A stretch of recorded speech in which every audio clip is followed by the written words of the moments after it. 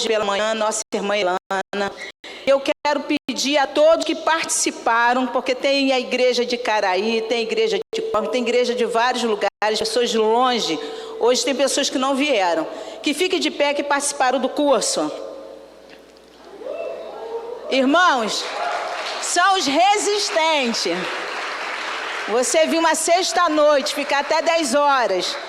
Domingo de 9 até as 18 horas. E hoje de 8 e pouco até as 10. Pode se assentar. Deus tem um plano para nós, tem um objetivo para cada vida. E eu pedi para eles escreverem os sonhos. A gente é movido por sonhos. E eu creio que aquela escrita, aquilo que foi escrito em Deus e estiver no coração de Deus, nós vamos realizar. Amém? Está conosco a nossa irmã Elana. Eu vou ler só um pouquinho aqui, escrevi aqui alguma coisa para apresentar a Elana. Elana Ramiro, ela é casada com Alexandre, mãe do Mateus e da Heloíse, membro da Primeira Igreja Batista da Penha, em São Paulo, serva do Senhor. Eu vi uma entrevista da Elana contando seu chamado e como Deus convocou para estar na liderança dos educadores batistas do Brasil. Hoje a nossa irmã Elana, ela é nossa executiva da Ordem dos Educadores Batistas do Brasil. E abrindo parênteses, está conosco presente aqui a nossa irmã Márcia Copanista, eu quero que ela fique de pé, a nossa presidente da Ordem dos Educadores Batistas do Brasil. E quero que fique de pé a irmã Edni, que é a nossa educadora, ela é presidente da associação, da Ordem dos Educadores, Seção Carioca. Então, irmãos, nós tivemos o privilégio de ter a liderança batista na área da educação esses dias conosco. Irmãos, isso é um marco para a nossa igreja, é um marco para a educação batista. Mas voltando aqui para a nossa irmã Elana, e o pastor Vitor, da Primeira Igreja Batista, fez um encontro com a liderança e pediu para que eles pensassem sobre o futuro da igreja local. E ele pediu que cada líder, em particular, tivesse um momento de Deus e pedisse a Deus um sonho. E a Elana começou a orar. E ela falou que só vinha o Brasil. E ela questionou: Senhor, eu tenho um sonho para a igreja local. E como vem na minha mente só o Brasil? Então Deus colocou no coração dela que ela queria ser usada por Deus. E ela escreveu que queria ser usada por Deus no renascimento da educação cristã batista no Brasil. E a partir dessa oração, quase um ano depois, ela foi eleita presidente antes da Associação dos Educadores Cristãos Batistas Brasileiros, que daí, através do trabalho não só dela, mas de toda a equipe, nós saímos de associação para a Ordem de Educadores Batistas. Sempre orando e pedindo a Deus um direcionamento. Ela encontrou os educadores batistas sem pastor, sem um direcionamento, sem uma perspectiva. E ela teve essa percepção, acolheu a todos, abraçou, e a partir daí nós estamos avançando cada dia mais. Atualmente ela foi convidada para estar trabalhando diretamente na nossa Convenção Batista Brasileira. Nossa ação é que, da mesma forma que Deus abençoou os 22 anos como líder do ministério, como ministra da Primeira Igreja Batista da Penha em São Paulo, ela possa estar sendo abençoada ricamente na nossa Convenção Batista Brasileira. E terminando, ela é mestre em psicologia, especialista em terapia familiar, especialista em gestão escolar, psicóloga, educadora cristã, professora e palestrante, e muitas outras coisas mais. Mas tudo isso, irmãos, ela é serva do Deus vivo e tem usado os seus dons e talentos para servir a nossa igreja, a nossa convenção. Então, irmã Elana, que Deus continue abençoando a sua vida e a use como já tem usado. Gente, depois dessa apresentação, até eu quero sentar e me ouvir. Obrigada, irmã Marilza. Vamos orar, pedir a Deus que nos abençoe com a porção da sua palavra. Eu quero, antes da oração, agradecer essa igreja por essa oportunidade, ao pastor, a Marilza, toda a equipe, por ter aberto o espaço. E eu confesso para vocês que o que aconteceu aqui nesse fim de semana foi assim meio ato de loucura, né? Porque a Marilza desafiou a gente a ajudar a construir um projeto educacional numa versão assim super rápida, né? E eu conversei com a Márcia e falei, vamos tentar fazer uma imersão para a gente testar, vamos ver se dá certo, se é útil esse formato. E eu cheguei aqui assim pensando, será que vai dar, né? Coloquei um desafio e para minha surpresa, essa igreja respondeu muito bem ao desafio. E a gente conseguiu completar exatamente a carreira que a gente tinha proposto, né? Então, obrigada. Então, assim, vocês estão de parabéns. E não foi apenas a conclusão de uma tarefa. O que me chamou a atenção foi o fato de que vocês concluíram com alegria essa tarefa. Porque foi até o fim, o povo muito animado, participativo, ninguém de cafeia. Não vi ninguém dormindo, a gente passou ontem o dia inteiro. Também não dei sossego para vocês, né? Ninguém dormindo, todo mundo participando. E o resultado daquilo que a gente fez aqui, a igreja vai conhecer, depois o pastor e a Maria vão trabalhar com vocês, mas foi uma experiência, para mim, muito enriquecedora. Então, muito obrigada a essa igreja por essa experiência.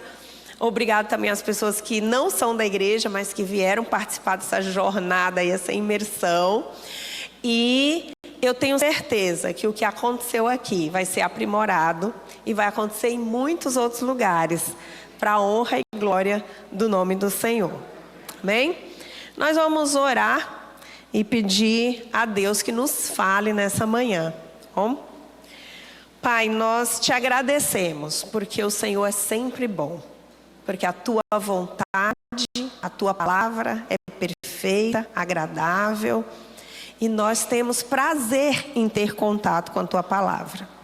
Nós te pedimos que o Senhor fale conosco nessa manhã, apesar de todas as nossas dificuldades, limitações e imperfeições, mas que essa palavra pregada, ela produza em cada um de nós transformação de vida, a começar em mim e em cada um de nós. Obrigado por essa igreja, pelo ministério desenvolvido aqui. E é em nome de Jesus que nós oramos. Amém.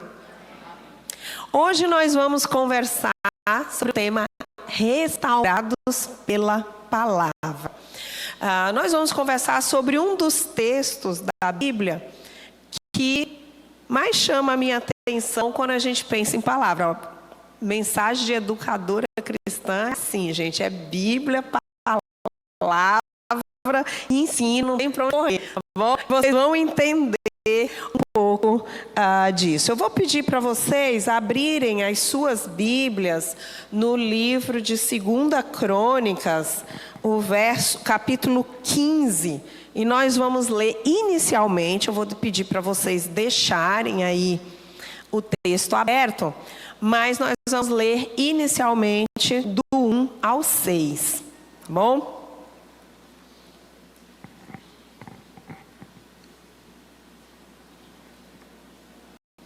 Vocês costumam acompanhar na tela ou na Bíblia? Não sei, mas vamos lá que está na tela, né? O Espírito de Deus veio sobre Azarias, filho de Obed, que ele saiu para encontrar-se com Asa, aí no caso o rei Asa, e lhe disse: escute-me, Asa, e todo o povo de Judá e de Benjamim. O Senhor está com vocês quando vocês estão com Ele. Se o buscarem, Ele deixará que o encontrem. Mas se o abandonarem, Ele o abandonará. Durante muito tempo, prestem atenção nesse texto, Israel esteve sem o verdadeiro Deus, sem sacerdote que o ensinasse e sem a lei. Em sua angústia, porém, eles se voltaram para o Senhor, o Deus de Israel, e o buscaram, e ele deixou que o encontrassem. Naqueles dias não era seguro viajar, pois muitos distúrbios afligiam os habitantes de todas as terras. Nações e cidades se destruíam umas às outras, pois Deus as afligia com toda espécie de desgraças. Texto terrível, né? O texto está dizendo, é um texto muito antigo, né? Período do Antigo Testamento, mas poderia ser um texto do jornal de hoje. Poderia ser um texto do jornal de hoje. A última divulgação da Organização Mundial de Saúde, a OMS, a última divulgação de dados que ela fez, eu não sei quantos de vocês acompanham essa informação, mas no último relatório, o Brasil foi elevado ao ranking de país mais ansioso do planeta Terra. Quem sabia disso? Nós somos o país mais ansioso do mundo. 1 em cada 10 brasileiros sofre de ansiedade crônica, ou seja, ansiedade patológica. É diferente, a gente sabe que a ansiedade, ela tem vários níveis, ela tem seu correspondente. Tem aquela ansiedade que a gente tem, né? Vou fazer uma prova, dá aquele friozinho na barriga. A ansiedade que eu estava ali sentada, dizendo, ixi, vai chegar a minha hora de pregar, né? Aquela que você está esperando um filho, você tem aquela ansiedade, né? Vai nascer, vai estar tudo bem. A ansiedade natural dos nossos acontecimentos. Mas existem, quando essa ansiedade, ela se torna tóxica, ela se torna problemática, ela começa a impedir você de realizar determinadas coisas na vida, e você só consegue desenvolver se você for tratar essa ansiedade, que é uma ansiedade patológica. É necessário tomar medicação, é necessário passar em psiquiatra. E nós estamos presenciando o aumento cada vez maior desse tipo de transtorno de ansiedade, principalmente entre os brasileiros. E se vocês já acham que está ruim a gente ser o país mais ansioso do mundo, nós também somos o terceiro país com maior índice de depressão da América Latina. Então, o Brasil, ele também ganha no ranking de depressão, principalmente depressão de crianças e adolescentes. Nós estamos nos mais altos índices de depressão. Então, nós vemos que o texto que nós acabamos de ler poderia ser muito bem um jornal brasileiro, dizendo, olha, nós estamos sendo afligidos com todo tipo de angústia. As razões para isso são as mais diversas. As pesquisas dizem que o excesso de violência no Brasil, o alto índice de desemprego, o excesso de exposição a redes sociais. Outro ranking brasileiro que eu não sei se vocês sabem, mas o Brasil é o país número 1 do mundo em uso de tempo de internet. O brasileiro passa cerca de 5 horas e meia por dia em redes sociais. Então, a alta exposição a redes e equipamentos eletrônicos, aplicativos, deixam o cérebro humano superexcitado com dopamina, que causa níveis altos de estresse, prejudicam a saúde emocional, aumenta a ansiedade, aumenta a depressão e uma série de outros problemas. Nós temos outros rankings interessantes também, que ajudam nos nossos distúrbios e angústias. Não sei se vocês sabem, mas o Brasil é o país número 1 do mundo em cirurgias plásticas. Alguém sabia disso? É o país do mundo que mais faz cirurgias plásticas. O brasileiro é muito vaidoso. O Brasil é um dos maiores consumidores mundiais de maquiagem, produtos de beleza e cosméticos. Então nós temos uma sopa perfeita de angústia. Nós temos alto índice, alto padrão de beleza, alto padrão de perfeição, alto índice de uso de redes sociais, e aumenta isso, tá? Porque você está lá nas redes sociais vendo as mulheres maravilhosas, lindas, maquiadas, poderosas, com bolsas de grife. O que acontece? Eu queria ser igual, não é? Aí começa a ansiedade, aí começa a angústia, aí começa a depressão. Uma coisa puxa a outra, que puxa a outra, que puxa a outra. Porém, nós estamos aqui diante de um texto em que, em outro tempo, na história da humanidade, para a gente ver que o ser humano não muda tanto, porque a nossa natureza pecadora é a mesma. Nós estamos aqui diante de um tempo em que isso também estava acontecendo. E a gente vai tentar entender que elementos tem nesse texto que tem tudo a ver com nossa realidade hoje, Brasil, e de povo, e aqui da PIB de Vista Alegre também. Bom? Então, a primeira coisa que a gente vê aqui, olhando, dando um zoom nesse texto, o texto ele é referente a um reinado, no reino de Judá. Está aqui relatando o livro de Crônicas, os acontecimentos e realizações dos reis de Judá, nessa parte. E o texto ele vem dizendo o seguinte: olha, o rei Asa, ele é visitado por um profeta chamado Azarias. E esse profeta, ele vem ao rei Asa para exortá-lo. E ele vem para o rei Asa e diz ao rei Asa: vocês estão longe de mim. Vocês estão longe de mim e por isso vocês estão sendo afligidos por distúrbios e angústias. Mas ele diz, né, se vocês me buscarem, eu deixarei ser encontrado por vocês. A primeira coisa que a gente vê aqui nesse texto, vou pedir para passar aí para mim, é que quando falta uma das coisas que o texto traz muito claramente, é que Israel esteve por muito tempo sem o quê? Sem sacerdote e sem quem ensinasse a lei. Vamos ver o verso 3, diz o seguinte: Israel esteve por muito tempo sem o verdadeiro Deus, sem sacerdote que os ensinasse e sem a lei. Então nós temos um cenário de um povo que viveu grandes momentos com Deus,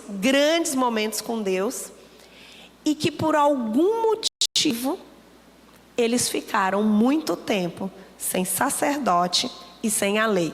Vamos dar uma volta no tempo aí, para a gente ver que o que acontece quando falta o ensino da palavra, ou seja, quando o povo ficou muito tempo sem sacerdote e sem quem ensinasse a lei, o que aconteceu? Quando falta o ensino da palavra, aumenta a autossuficiência. Vou pedir para passar aí, que está o complemento nosso primeiro tópico.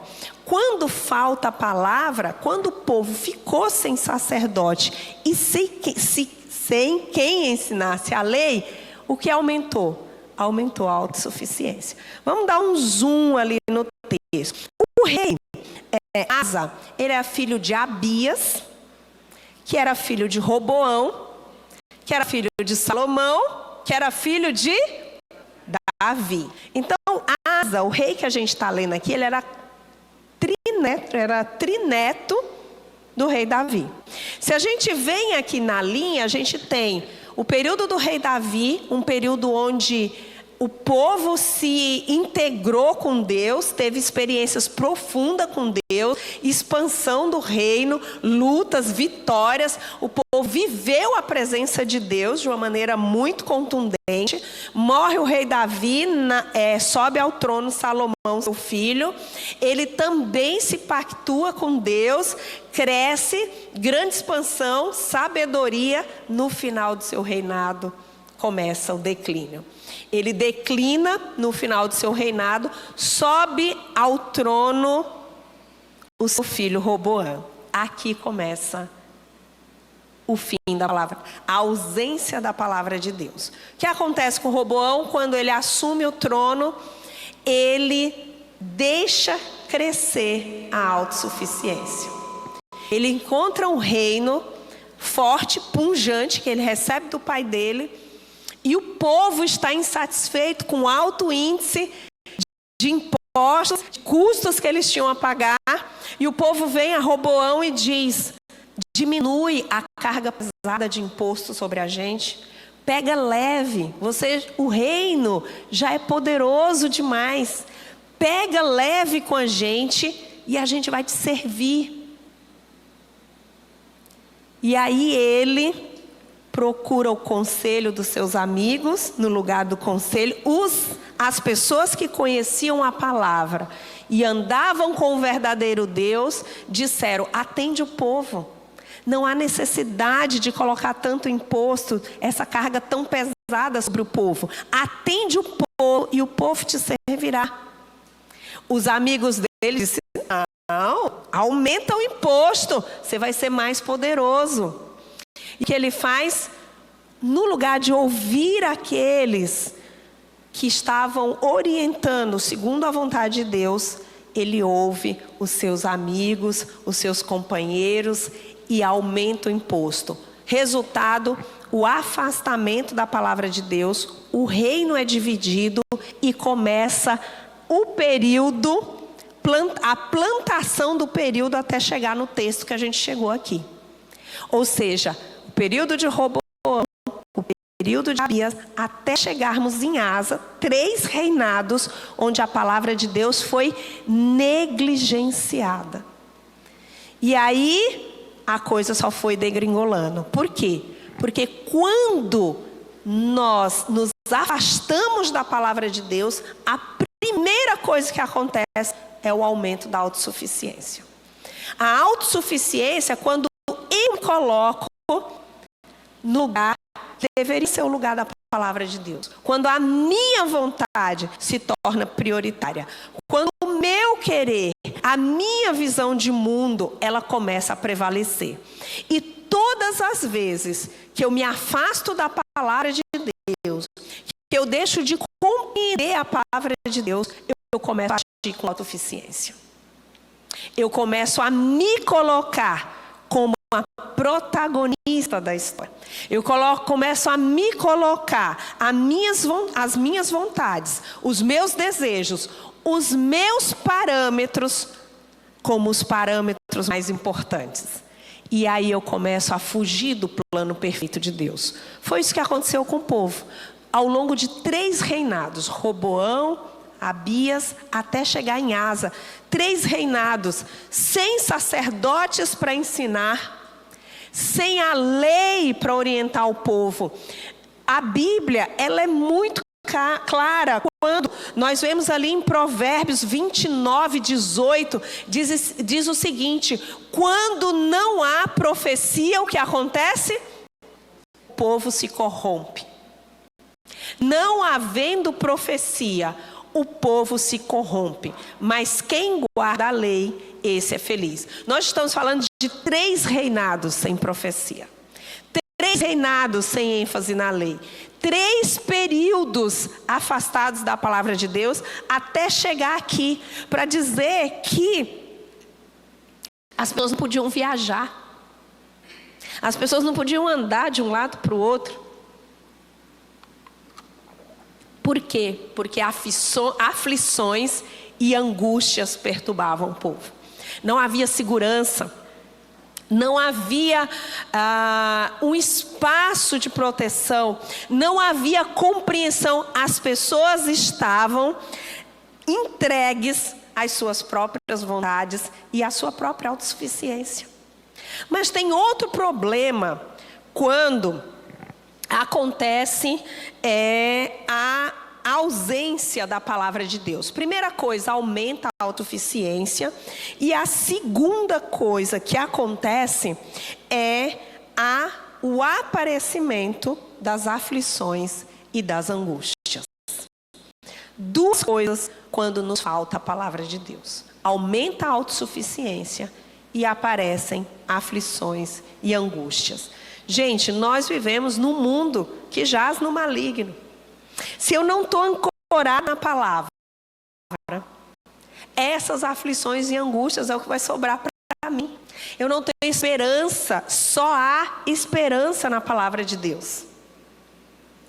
E aí, se eu não estou ancorada nessa palavra, eu começo a ouvir as notícias, eu começo a ouvir os jornais, eu começo a seguir os perfis dos influencers que vão postar e vão mostrar uma vida utópica, que eu vou começar a achar que eu deveria ter aquela vida e eu não tenho, que eu deveria ter aquelas coisas, que eu deveria conhecer aquelas coisas que eu não conheço, e eu começo a me angustiar diante daquilo que eu não tenho, diante daquilo que eu não vejo, diante daquilo que eu não sou, diante daquilo que eu não estou, e o sofrimento começa a acontecer de uma forma muito intensa.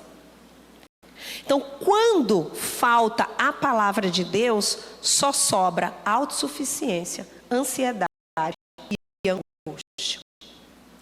Tem outras questões, porque o texto ele não para por aqui. O texto ele continua. E nós vamos ver o que acontece, né, no texto, o que acontece com esse povo. Porque o texto ele diz o seguinte: se vocês me buscarem, eu deixarei que vocês me encontrem. Eu atenderei vocês. E a gente vai continuar a leitura do texto para ver o que aconteceu com o povo depois que o profeta chegou lá e exortou o povo, tá? Então nós vamos continuar a leitura e a partir do verso 8 para ver o que aconteceu. Nós vamos ler do 8 ao 15 e vamos ver o final dessa história, tá? O texto diz o seguinte: ao ouvir as palavras e a profecia do profeta, ou seja, a palavra foi falada, o ensino foi dado. Então, ao ouvir essas palavras e a profecia do profeta, o filho de Obed, Asa se animou e tirou as abominações de toda a terra de Judá e de Benjamim, bem como das cidades que havia conquistado na região montanhosa de Efraim. Ele renovou o altar do Senhor que estava diante do pórtico do Senhor. Congregou todo Judá e Benjamim e também os de Efraim, Manassés e Simeão, que estavam morando entre eles, porque muitos de Israel passaram para o lado de Asa, vendo que o Senhor, seu Deus, estava com ele. Eles se reuniram em Jerusalém no 3º mês do 15º ano do reinado de Asa. Naquele dia, ofereceram em sacrifício ao Senhor o despojo que trouxeram, 700 bois e 7.000 ovelhas. Entraram em aliança de buscar o Senhor, Deus dos seus pais, de todo o coração e de toda a alma, e de condenar à morte todos aqueles que não buscassem o Senhor, o Deus de Israel, tanto os pequenos como os grandes, tanto homens como mulheres. Juraram ao Senhor em alta voz, com júbilo e ao som de clarins e trombetas. De todo Judá se alegrou por causa deste juramento, porque eles juraram de todo o coração, de toda a boa vontade, buscaram o Senhor e por eles foi achado. O Senhor lhe deu paz e por eles foi achado. E o Senhor lhe deu paz por toda parte. Veja só a mudança quando você tem o contato com a palavra de Deus e você aceita a orientação de Deus. E o que a gente vê é o seguinte, que quando nós entramos em contato com a palavra de Deus, nós buscamos a palavra de Deus, a primeira coisa que acontece é que nós mudamos o que precisa mudar. Não foi isso que aconteceu? A primeira coisa, quando o rei foi exortado, confrontado com a palavra, a primeira coisa que ele fez foi mudar o que precisa mudar. Ele não justificou. Ele não ficou se justificando. Ele não ficou tentando dar um jeitinho. Ele simplesmente entendeu: eu estou errado. A palavra me confrontou. Ele chamou o povo, mandou tirar todos os altares. Imagina 3 reinados sem a palavra. Eles tinham ídolos por todas as partes, postes sagrados, cultos profanos acontecendo.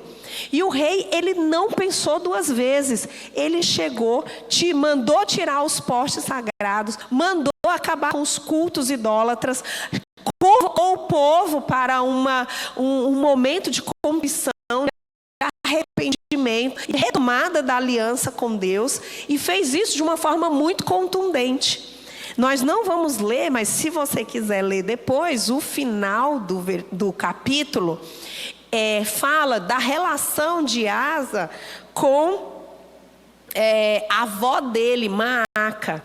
A avó dele, que era a mãe de Roboão, que era a esposa de Roboão, ela era uma das principais fomentadoras da idolatria naquele tempo.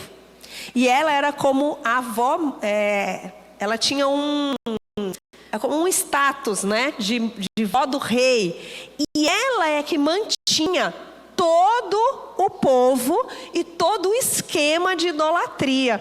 Se você for olhar lá no final, vê lá no verso 16 só: o rei Asa depois também Maaca, sua mãe, da dignidade de rainha mãe. Desculpa, eu falei vó, mãe. Ele depois a própria mãe dele. Ele depois a própria mãe dele do trono, porque ela era a fomentadora. Ela era a fomentadora da idolatria. Então, quando nós entramos em contato com a palavra, essa palavra, ela encontra lugar em nós, a primeira coisa que a gente faz é mudar o que a gente precisa mudar. E aí eu pergunto para vocês: todos os dias, todos os domingos, vocês vêm à igreja. Tem uma aula na EBD, uma mensagem que o pastor prega. E quando você sai daqui, você muda o que precisa mudar? Quando você entra em contato com essa palavra, ela produz mudanças em você? Se você olhar para a sua vida agora e você pensar: quanto tempo eu tenho dedicado ao estudo, à leitura e à meditação da palavra? Quanto mais tempo eu tenho dedicado, menos autossuficiência eu tenho. Quanto menos tempo eu tenho dedicado à leitura, o estudo, ao ensino e à meditação na palavra, mais autossuficiência eu tenho. E se a gente pudesse colocar um termômetro de autossuficiência aqui, qual seria o grau de autossuficiência que teria no seu termômetro? Até que ponto eu tenho permitido que essa palavra produza mudanças em mim? Mas tem uma segunda coisa que acontece quando eu me permito basear a minha vida no estudo, na meditação, na leitura da palavra de Deus. Além de mudar o que eu preciso mudar, eu também encontro alegria e paz. O texto é muito claro quando ele diz que depois que o povo busca a Deus, depois que o povo se restabelece com Deus, faz o que precisa mudar, tira os ídolos, acaba com os postes sagrados, com a idolatria, o que o texto diz? O que o texto diz? que eles juraram em alta voz, de toda boa vontade, o Senhor, e foi por eles achado. O Senhor lhe deu alegria e paz por toda parte. É o finalzinho do verso 15. Nós encontramos no início do capítulo um povo que nem viajar podia. Um povo que nem viajar podia. Por quê? Porque transtornos, distúrbios, angústias, ansiedade, sofrimento afligia o povo. Você encontra no fim, depois desse contato com a palavra, depois que você faz o que precisa ser feito, Deus concede ao povo alegria e paz. Uma mudança 180 graus da realidade que tinham antes. E apenas a palavra de Deus é capaz de fazer isso. De colocar a nossa vida no eixo que ela tem que colocar. Por isso a educação cristã em uma igreja é tão importante.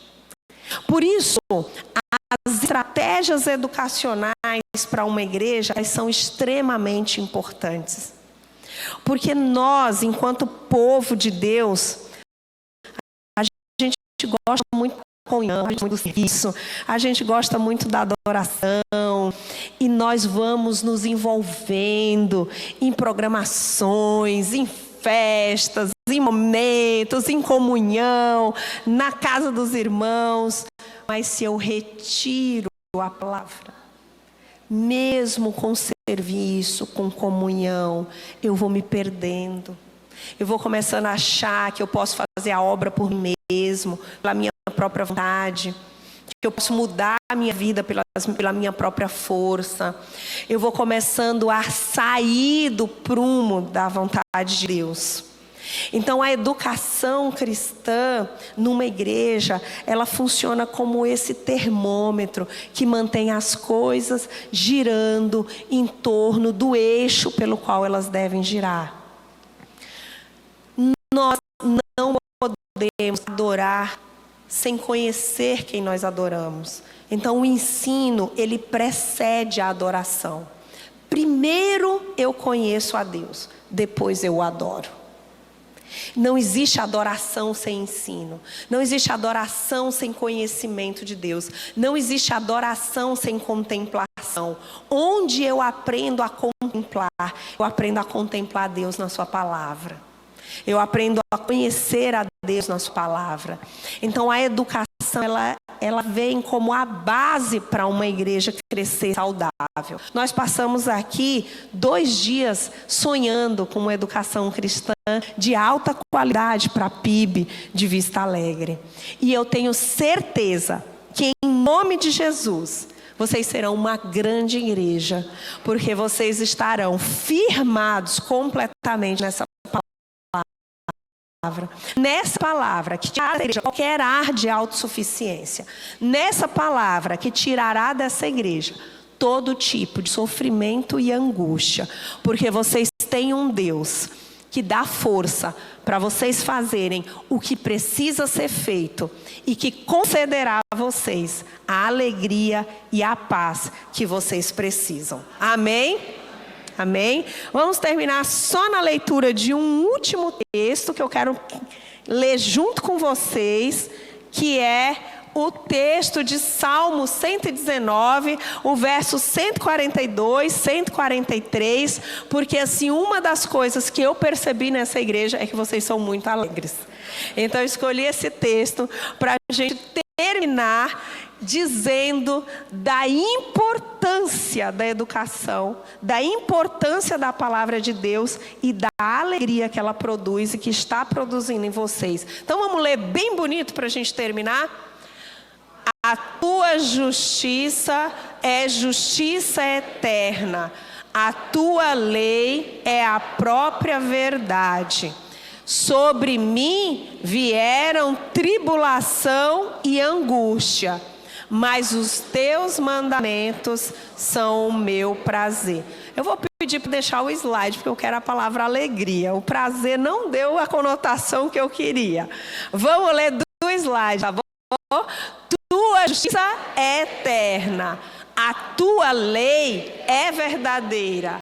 Quando a aflição e angústia pesam sobre mim, encontro alegria nos teus mandamentos. Gente, a palavra de Deus é que nos livra da angústia, é que nos livra do sofrimento. É nela que nós encontraremos a verdadeira alegria. PIB de Vista Alegre, jamais deixem de investir em educação cristã, na palavra de Deus, porque vocês serão grandes, livres de angústia, de ansiedade e cheios de alegria, como vocês já são. Amém? Vamos orar? Antes de orar, eu queria fazer um apelo aqui, pastor. Toma sua. Eu não sei como que está a sua leitura da Bíblia. Eu não sei quanto tempo você tem dedicado à leitura da palavra de Deus. Eu não sei se você está aqui hoje, você tem faltado na escola bíblica, você tem faltado no PGM, ou não tem dado o devido valor a esses espaços que são espaços de leitura, estudo da palavra de Deus. Então eu queria que nesse momento você pensasse, e se hoje, a partir daquilo que você viu, você fez uma análise da sua vida e entendeu que muitas das dificuldades que você está enfrentando por falta de conhecimento da palavra de Deus. Porque você se tornou autossuficiente naquilo que você pensa, naquilo que você faz e que você escolhe.